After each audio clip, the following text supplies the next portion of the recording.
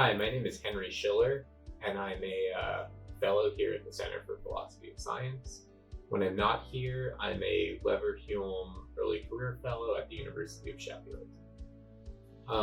Most of my research is about the role that language and linguistic communication can play in rational decision making, and how we can use language to change one another's attitudes, and especially to teach one another rules. I'm going to talk a little bit about my research projects here at the center, but first I'll say something about my background and how my previous and ongoing projects have led me here. So my graduate training was in philosophy of language, and my dissertation was about imperative sentences. I was really interested in how you get from something like a command or an instruction to a decision to do what was commanded or instructed.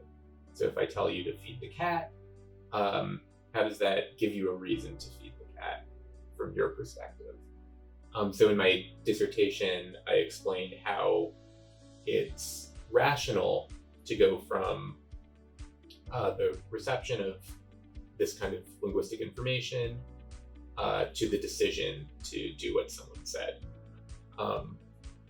Currently, I'm doing some work with Sean Nichols at Cornell, where we try to explain not just how it's rational to do this, but how this actually happens. And we argue, I think, kind of provocatively, that the sort of automatic response to an imperative sentence when someone tells you to feed the cat or pass the salt is to be motivated to do what they've said. This is kind of an interesting and controversial thesis. Right? Here at the center, I'm going to be exploring some questions, kind of the intersection of philosophy of language and philosophy of science. So one really important topic that relates philosophy of language to philosophy of science is generalizations.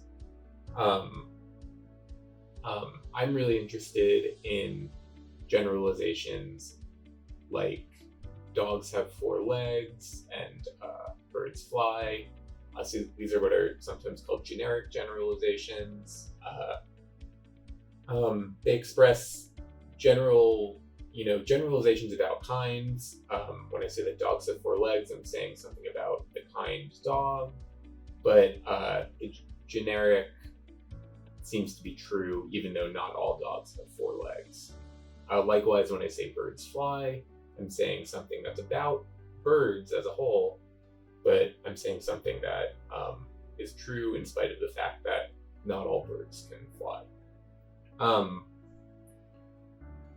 So one thing I've explored in some previous research is what sorts of role the thoughts that these sentences express can play in rational decision making, and whether these thoughts can be rationally acquired. And that's work I plan on continuing here. So one thing I'm interested in is the relationship between these kinds of sentences, these kinds of thoughts, and probabilistic reasoning, especially the role that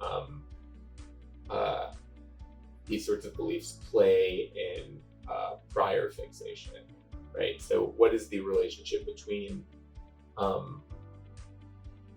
generalization like dogs have four legs and the probability that I am inclined to give to any arbitrary dogs being four-legged. I'm also interested in the role that these kinds of sentences play in scientific explanation, and the role that the beliefs that these kinds of sentences express play in scientific reasoning, and specifically their relationship between generic sentences and things like ceteris paribus laws in psychology.